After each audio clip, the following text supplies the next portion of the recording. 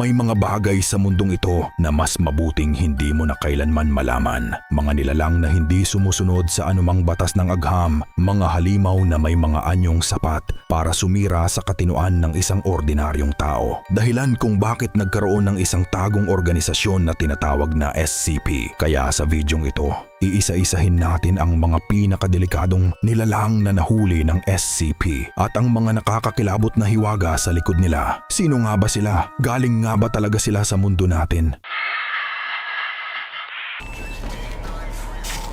Bago natin kilalanin ang mga halimaw na ito, kailangan muna nating maintindihan kung ano nga ba talaga ang SCP Foundation. Sa madaling salita, isa itong lihim na pandaigdigang organisasyon na mas tago pa kaysa sa kahit anong gobyerno, militar o bansa. Hindi sila kumikilala ng ordinaryong mga batas. Sa halip, tatlong salita lamang ang sinusunod nila: ang secure, contain at protect.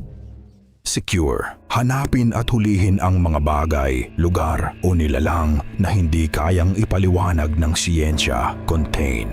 Ikulong at pag-aralan ang mga ito sa mga pasilidad na nakatago sa ilalim ng lupa upang matiyak na hindi sila makakatakas. Protect. Protektahan ang sangkatauhan mula sa mga anomaliyang ito at higit sa lahat, tiyaking hindi malalaman ng publiko ang kanilang existence upang maiwasan ang takot, kaguluhan at malawakang panic. Ang bawat anomalya na kanilang nahuhuli ay tinatawag na SCP o Special Containment Procedures. Bawat isa ay binibigyan ng sariling numero at mahigpit na containment protocol depende sa antas ng panganib nito. May tatlong pangunahing classification ang ginagamit ng Foundation. Safe. Madaling i-contain at kontrolin basta't nasusunod ang tamang procedures. Euclid, hindi predictable ang kilos at nangangailangan ng mas mahigpit na pagbabantay. At ang Keter, ang pinakamapanganib na klase. Kapag nakawala ang mga ito, maaari itong magdulot ng malawakang sakuna o tuluyang wakasan ang mundo. Magsisimula tayo sa anomalyang na nagsimula ng lahat. Si SCP-173. Subukan mong huwag munang kumurap habang pinapanood mo ang bahaging ito. Sa unang tingin, mukha lamang itong isang lumang estatwang gawa sa konkreto, bakal at kufas na pintura. Wala itong buhay at emosyon at lalong wala itong anumang senyales na mapanganib ito. Ngunit sa likod ng tahimik nitong anyo, may isang rule na dapat mong sundin. Kailangan mo siyang titigan upang hindi siya makagalaw. Ang mismong paningin ng tao ang nagsisilbing posas na pumipigil sa kanya.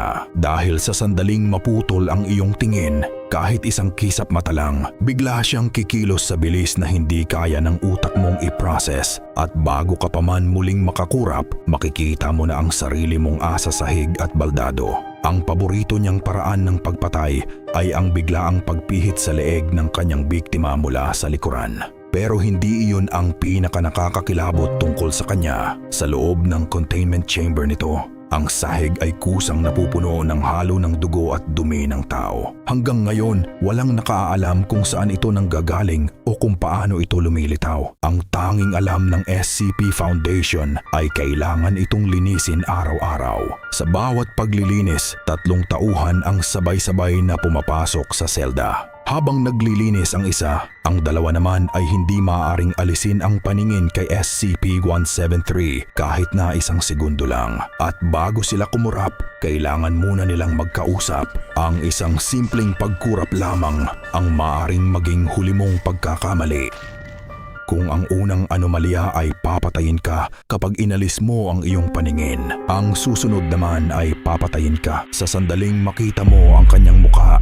Ito ay si SCP-096 na mas kilala bilang The Shy Guy. Isa itong humanoid entity na may taas na halos 8 talampakan. Napakapayat nito, tila kulang sa nutrisyon at may panganakayang bumuka ng halos 4 na beses na mas malaki kaysa sa isang normal na tao. Sa karamihan ng oras, tahimik lamang itong nakaupo sa madilim na sulok ng kanyang containment chamber. Nakatakip ang 2 kamay sa kanyang mukha habang walang tigil na umiiyak. Ngunit sa sandaling may makakita sa kanyang mukha, doon nagsisimulang matrigger ito. Kapag nakita ng kahit sinong tao ang mukha ni SCP-096, direkta man, sa camera footage, sa video recording o kahit sa isang lumang litrato lamang, agad nitong malalaman kung sino ang nakakita sa kanya. At sa mismong sandaling iyon, titigil siya sa pag-iyak. Isa sa mga pinakasikat na insidente nito ay ang tinatawag na The 4 Pixels. Isang ordinaryong hiker ang kumuha ng litrato ng isang bundok nang hindi niya namamalayan na sa pinakalayong bahagi ng larawan, may 4 na maliliit na pixels na bumubuo sa mukha ni SCP-096. Lumipas ang ilang taon bago niya ito napansin. Ngunit sa sandaling nakita niya ang 4 na pixels na iyon, si SCP-096 na nasa kabilang panig ng mundo ay biglang tumigil sa pag-iyak. Pagkatapos, nagsimula itong tumakbo sa bilis na umaabot sa daan-daang kilometro kada oras. Sinubukan itong pigilan ng SCP Foundation.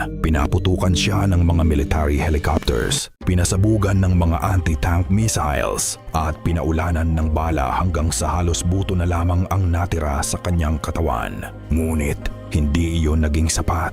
Hindi siya huminto, hindi siya bumagal. Tinahak niya ang kalahati ng mundo hanggang sa matagpuan niya ang lalaking minsang tumingin sa kanyang mukha sa litrato.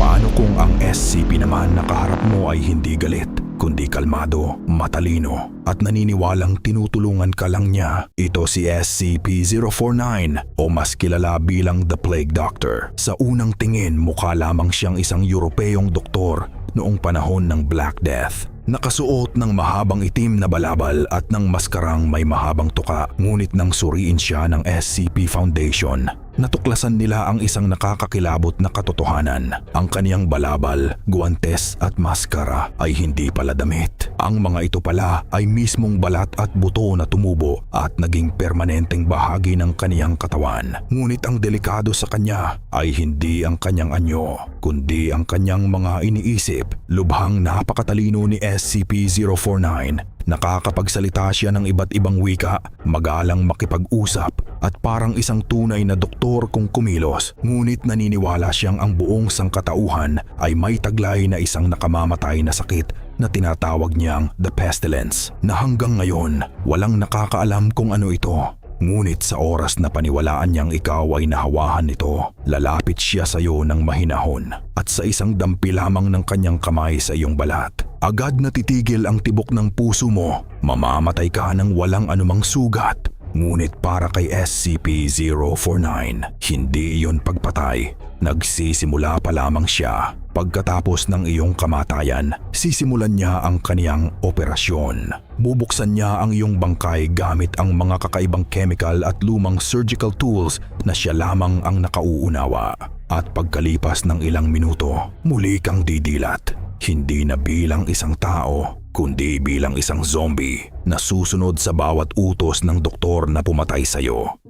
Kung ang SCP na ito ay pumapatay dahil sa isang maling paniniwala, ang susunod na anomalya naman ay papatayin ka gamit ang sarili mong kabutihan. Ito ay si SCP-939, isang Keter class, isa sa mga pinakadelikadong uri. Isipin mong naglalakad ka mag-isa sa isang madilim na pasilyo, tapos bigla kang makakarinig ng pamilyar na boses. Boses ng kaibigan mo, ng kapamilya mo, o kaya ay isang batang umiiyak na humihingi ng tulong. Siyempre, ang una mong iisipin, may taong kailangang iligtas.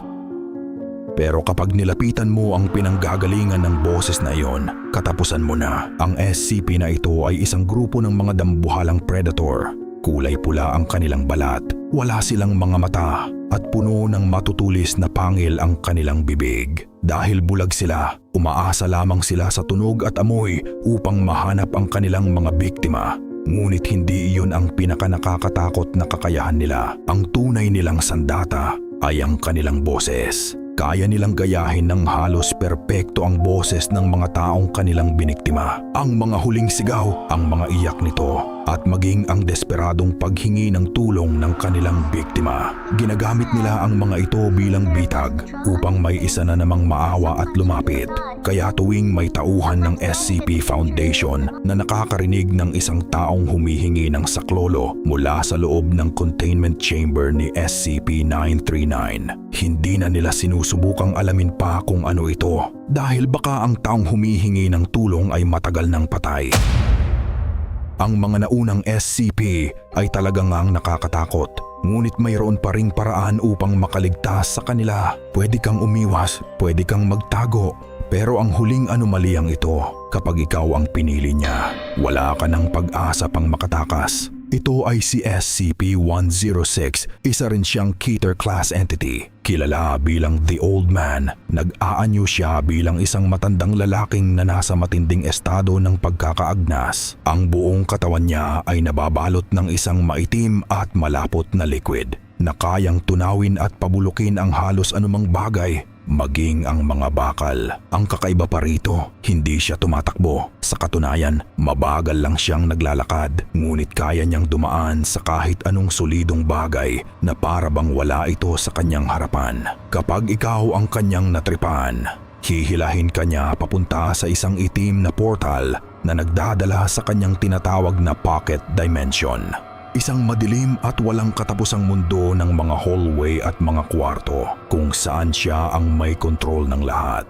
Doon, hindi ka niya agad papatayin. Sa halip, dahan-dahan kanyang pahihirapan at paglalaruan sa loob ng maraming araw. At kapag sakaling makatakas si The Old Man sa kanyang containment, napipilitan ang SCP Foundation na gamitin ang isa sa pinakabrutal na containment procedures sa buong Foundation, ang Femur Breaker. Naglalagay sila ng isang buhay na tao sa loob ng isang makina at dahan-dahang binabali ang mga buto nito. Ang desperadong iyak at sigaw ng biktima ang nagsisilbing bitag upang maakit siya pabalik sa kanyang selda. At kung gusto nyo pang kilalanin ang iba pang mga SCP, make sure to comment them below para sa next video natin tungkol dito. At kung nagustuhan nyo ang video natin ngayon, make sure to like and subscribe.